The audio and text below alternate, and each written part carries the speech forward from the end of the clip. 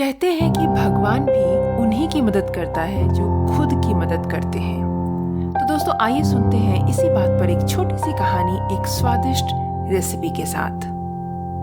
The taste of India podcast, जिसका सार विभिन्नता में एकता है, जहां भारत की सांस्कृतिक विभिन्नता को हम स्वादिष्ट व्यंजनों के माध्यम से एक सूत्र में बांधेंगे। इस कुकरी शो से अब आप बिना कंप्यूटर या बिना किताब छुए फोन के माध्यम से अपने ही किचन में इन स्वादिष्ट रेसिपीज को सुनते हुए बना सकते हैं। इन रेसिपीज को आप हमारे वेबसाइट thetasteofindia.com पर भी पढ़ सकते हैं।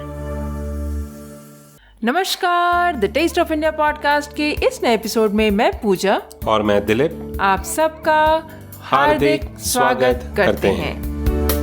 एक गांव में दो मित्र नकुल और सोहन रहते थे।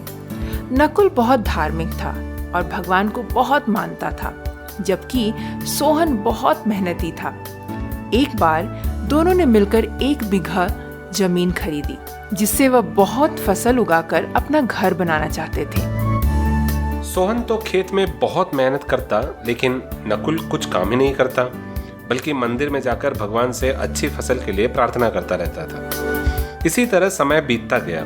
कुछ समय बाद खेत की फसल पककर तैयार हो गई, जिसको दोनों ने बाजार ले जाकर बेच दिया और उनको अच्छा पैसा मिला। घर आकर सोहन ने नकुल को कहा कि इस धन का ज्यादा हिस्सा मुझे मिलेगा, क्योंकि मैंने खेत में ज्यादा मेहनत की है। यह बात सुनकर नकुल बोला, नहीं, धन का तुमसे ज्यादा हिस्सा मुझे मिलना चाहिए, क्योंकि मैंने भगवान से इसकी प्रार्थना की, तभी हमें अच्छी फसल हुई। भगवान के बिना कुछ संभव नहीं है। जब वह दोनों आपस में इस बात को नहीं सुलझा सके, तो धन के बंटवारे के लिए दोनों गांव के मुखिया के पास पहुंचे। मुखिया ने दोनों की सारी बात सुनकर उन दोनों को एक एक बोरा चावल का दिया, जिसमें कंकड़ मिले हुए थे। मुखिया ने कहा कि कल सुबह तक तुम दोनों को इसमें से चावल और कंकड़ अलग करके लाना है, तब मैं निर्णय करूंगा कि इस धन का ज्यादा हिस्सा किसको मिलना चाहिए। दोनों चावल की बोरी लेकर अपने अपने घर चले गए। सोहन ने रात भर जाकर चावल और कंकड़ को अलग किया, लेकिन नकुल चावल की बोरी को लेकर मंदिर में गया और भगवान से चावल में से कंकड़ अलग करने की प्रार्थना की। अगले दिन सुबह सोहन जितने चावल और कंकड़ अलग कर सका, उसको लेकर मुखिया के पास पहुंच गया, जिसे देखकर मुखिया खुश हुआ। नकुल वैसे के वैसे ही बोरी लेकर मुखिया के पास जाकर रख दिया। मुखिया ने नकुल को कहा कि दिखाओ तुमने कितने चावल साफ किए। नकुल ने कहा कि मुझे भगवान पर पूरा भरोसा है कि सारा चावल साफ हो गया होगा। जब बोरी को खोला तब क्या देखा, चावल और कंकड़ वैसे के वैसा ही था।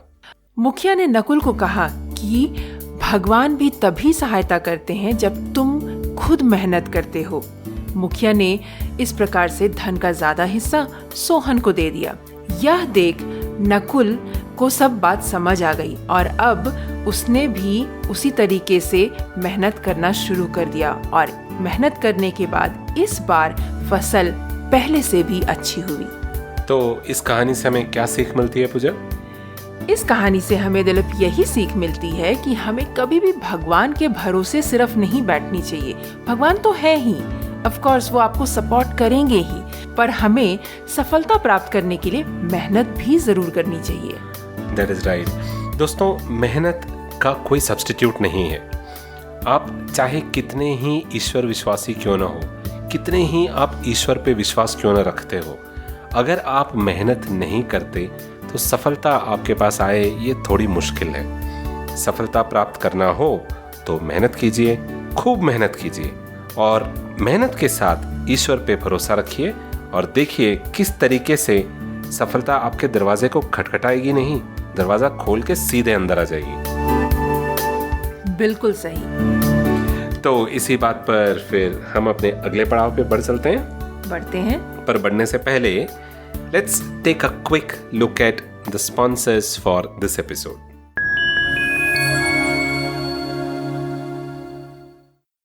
Going through a tough time and unsure how to move forward, or are you feeling stuck? Then you need to listen to the Shame Pinata podcast.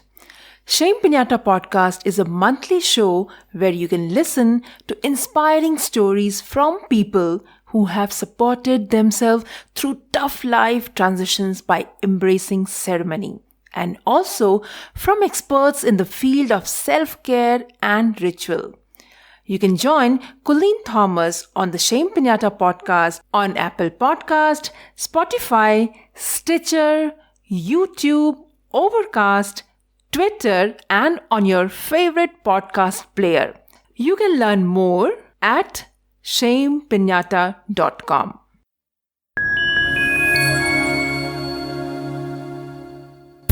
Now let's take a quick look at the recipe for this week and the ingredients for this recipe. By the way, what are we making, Pooja?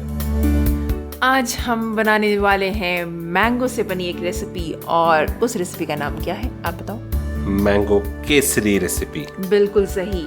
और आपको इस recipe को बताने से पहले मैं आपको बता दूं कि दिलीप ने कहा था कि मुझे मैंगो से बनी कोई भी चीज़ पसंद नहीं है। मैंगो पसंद है पर मैंगो से बनी हुई कोई चीज़ पसंद नहीं है। पर मैं आपको बता दूं, पसंद नहीं थी। हाँ थी, एग्जैक्टली। पर जब मैंने ये मैंगो रवा केसरी बनाया तो मैं आपको बता दूं कि ये वही दिलीप है जो कटोरी चाट कर रवा केसरी खा गए। That is right, मैं मानता हूँ, और इसीलिए मैंने भी थोड़ी देर पहले कहा कि मैंगो से बनी कोई चीज पसंद नहीं थी, और अब है। अब मुझे पसंद है। राइट। तो दोस्तों, ये मैंगो केसरी ना आपको भी अगर पसंद नहीं है कोई भी चीज़ मैंगो से बनी हुई, तो आई एम श्योर, मैं आपको मतलब गारंटी दे सकती हूँ कि ये बहुत ही ज़्यादा पसंद आएगी। और लाइफ में ना इस रेसिपी को तो बनाकर ज़रूरी खानी चाहिए, बस मैं यही बोलूँगी। That is right. तो देखते हैं फिर मैंगो रवा केसरी, आप मैंगो शीरा जो इसे कहते हैं, या फिर मैंगो हलवा। That's right. तो इसको बनाने के लिए हमें किन किन चीज़ों की ज़रूरत पड़ेगी? Let's take a quick look at the ingredients for this recipe. इस रेसिपी को बनाने के लिए हमें आधा कप सूजी, आधा कप मैंगो का पल्प, आप कोई भी मैंगो ले सकते हैं, बस आपको ये ध्यान रखना है कि उस मैंगो में रेशे ना हो।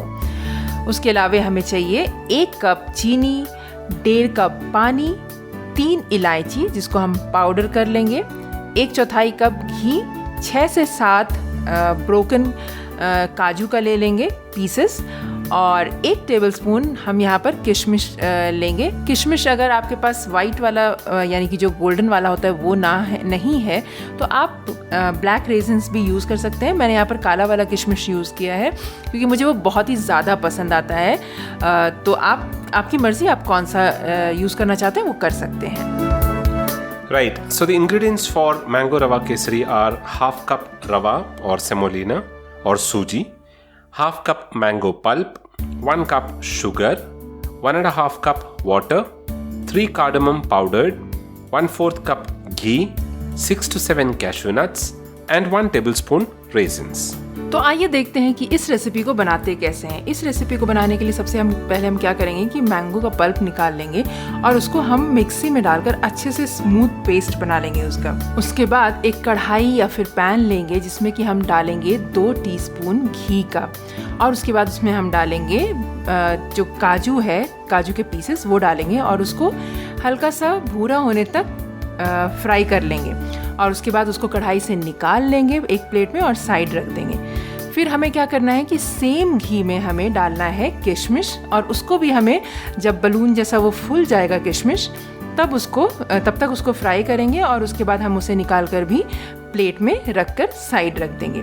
अब हम क्या करेंगे, सेम कढ़ाई में हम 1/8 कप जो है घी का और डालेंगे, और उसके बाद हम उसमें डालेंगे सूजी, और सूजी डालने के बाद हमें इसको रोस्ट करना है घी में, और इसे हमें तब तक रोस्ट करना है जब तक कि इसका थोड़ा सा मतलब खुशबू ना आने लग जाए। तो ये बिल्कुल जब आप देखेंगे कि इसमें से अच्छी सी खुशबू आ रही है, बस आपको ये ध्यान रखना है कि उसका कलर चेंज नहीं होना चाहिए जब आप फ्राई कर रहे होंगे, इसीलिए आपको बस इसे चलाते हुए फ्राई करना है। और उसके बाद क्या करना है कि इसको आप कढ़ाई में से निकाल लें। अब हमें फिर से सेम कढ़ाई में 1.5 कप पानी का डालना है और उसे हमें उबालना है। जब पानी उबल जाए तब हम उसमें डालेंगे केसर, और साथ ही साथ आप डाल दें उसमें मैंगो का पल्प, और उसके बाद हमें इन सारी चीज़ों को अच्छे से मिक्स करना है पानी के साथ। उसके बाद हमें क्या करना है कि जब पानी अच्छे से उबल गया है और आप देखेंगे कि पानी में केसर का बहुत ही सुंदर सा सुनहरा कलर आ गया है, तब हम उसमें डालेंगे रोस्ट किया हुआ रवा। और उसके बाद हमें जब हम यहाँ पर आपको दोस्तों ध्यान रखना है कि जब आप रवा डालेंगे तो उसे हिलाते रहिएगा ताकि लम्स जो है गांठें ना बने रवा में, राइट। तो उसके बाद हमें क्या करना है कि चलाते रहना है और इसे पकाना है। अब जब आप देखेंगे कि ये बिल्कुल थिक होने लग गया है, तब हम इस टाइम पे क्या करेंगे कि एक ढक्कन से इसको ढक देंगे और तकरीबन 3 से 4 मिनट तक इसे पकाएंगे, जब तक कि आपको लगे कि रवा जो है वो सॉफ्ट हो गया हो, तब तक हम इसे पकाएंगे। और उसके बाद ढक्कन को हटाना है और उसमें डालेंगे हम चीनी और इलायची का पाउडर। जब आप चीनी डालेंगे तो आपको यहाँ पर घबराने की ज़रूरत नहीं है। आप इस टाइम पे आप देखेंगे कि वो फिर से लूज़ हो जाएगा टेक्सचर उसका। तो यहाँ पर आपको बस क्या करना है कि इसको स्टर करते रहना है तब जब तक कि वो गाढ़ा ना हो जाए। बस ध्यान रखना है कि उसमें गांठें ना बने। और उसके बाद जब ये गाढ़ा हो जाए तब इसमें बाकी के बचे हुए घी भी डाल दें और अच्छे से मिक्स कर दें। बस हो गया हमारा रवा केसरी तैयार। मिक्स करने के बाद इसमें बस गार्निश कीजिए कैश्यू नट से और किशमिश से, और सारी चीज़ों को अच्छे से मिलाकर इसे गर्मा गर्म परोसिए या फिर ठंडा करके परोसिए। Look at the method of preparation for mango rava kesari. First of all, scoop the mango pulp from the mangoes and grind it to make it a smooth paste. Then in a pan, add 2 teaspoons of ghee and fry the broken cashew nuts until it is golden brown, and then keep it aside. Now in the same kadai and in the same ghee, add raisins and plump up those raisins. Once done, take it out in a plate and set it aside. Now add 1/8 cup of the ghee to the same pan with rava and roast it for about a minute or until you get a slight fragrance of the roasted rava. Ensure that the flame is kept to medium and also ensure that the rava doesn't change its color. So you need to continuously keep stirring it so that it doesn't burn. Then keep it aside. Now boil 1.5 cup of water in the same kadai and add kesar and mango pulp to it and mix it well, and then add the roasted rava to it.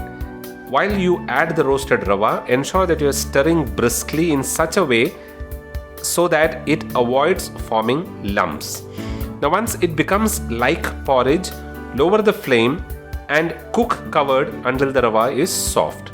Now add sugar and cardamom powder and mix well. You will see that it is loosening again, so don't get scared. Keep stirring until it thickens and just ensure that there are no lumps that are formed.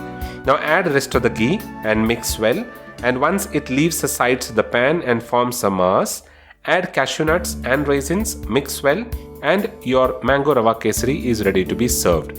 You can serve it hot or you can also serve it cold.